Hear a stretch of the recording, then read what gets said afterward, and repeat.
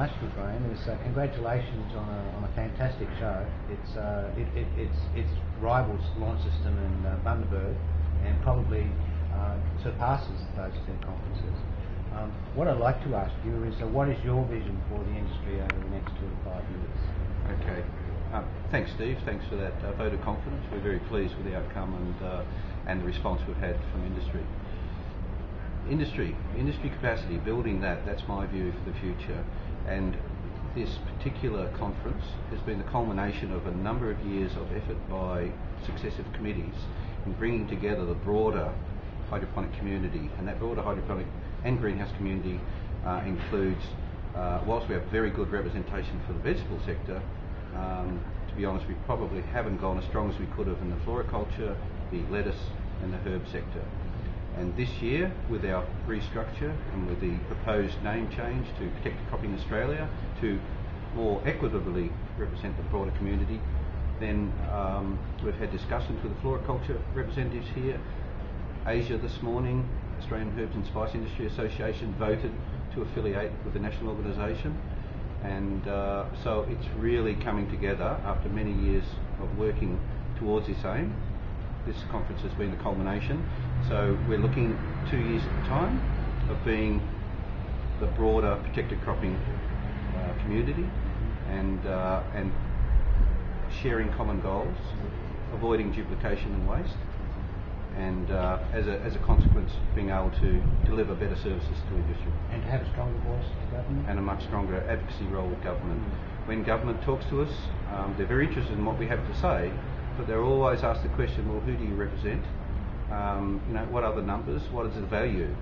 And with bringing on all of the sectors now, because we all share common goals, we have a much stronger voice. And what is the value of the Australian industry today? Okay, it's always a vexed question because there's some data that we have yet to accumulate. But if I take an average $100 per square metre return for an average grower. Now, good growers will get $200 a square metre on an annual basis, but if I take $100 and we're looking at around about 1,300 hectares, that equates to about $1.3 billion farm gate value. Right. And what are we looking at in future investments over, say, the next 2 years? Do you have an idea of that? There is always plenty of investments here. Controlled production systems, we know they're the modern face of horticulture, and they fit what's happening here in terms of access to water, quality of water, the urban encroachment on prime farming lands. All of those issues are going to be continually driving and supporting our types of growing systems and our industry. There's no question in my mind that they'll continue to grow and grow at a reasonably rapid rate, and we can see where we're growing in terms of quite a few hectares each and every year.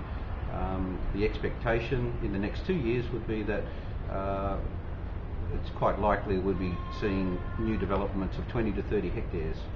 So that would be looking probably between 4 and 6% growth?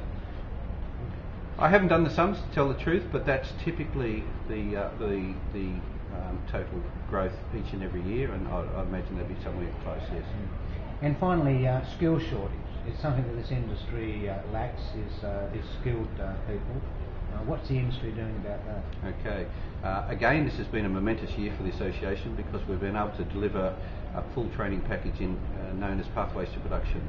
So we've developed 63 units of competency from Certificate 2, which is really an entry, horticultural worker entry level, right through to advanced diploma. Now, at this moment, all of those new units are being credited at a national level. Once they're accredited, and we expect it to be within the next 4 to 6 months, then any training facility around the country can pick up that package and deliver the training. One of the challenges to our labour force and workforce has been the lack of career opportunities and the lack of accreditation or formal training opportunities. Now, this package will deliver that and help strengthen the labour force and their opportunities by providing these pathways. And what other challenges lay ahead for the industry in your view? Do you see any other major challenges ahead for it? Just recently I had a presentation for the the Victorian Parliament, a Senate committee hearing. They're very concerned about urban encroachment and food production into the future. Probably one of the biggest issues we can often face on a smaller level, at the grower level, is interfacing with the local municipality, understanding what a greenhouse is all about, how they operate in the context of urban development, and encouraging development-friendly or grower-friendly, if you like, municipalities and councils is somewhat of a challenge to us. But we are slowly bringing them across, and towards that end, at this conference, yet again, another momentous event is that we've brought together all the constructors of greenhouses. And this constructors meeting is forming an Australian standard for greenhouse construction, not just so we have confidence and safety in the structures, but also so the insurance company can have confidence and provide a grading on the different types of structures. But thirdly is also that so we can have a building code specifically for the glass houses and greenhouses that we build today, so that rather than councils having to go out to an engineer and get it certified, and every engineer has a different idea of what it might be, there will be a uniform code right across Australia they can refer to. So that's going to make the entry into the urban environment so much easier for growers of the future.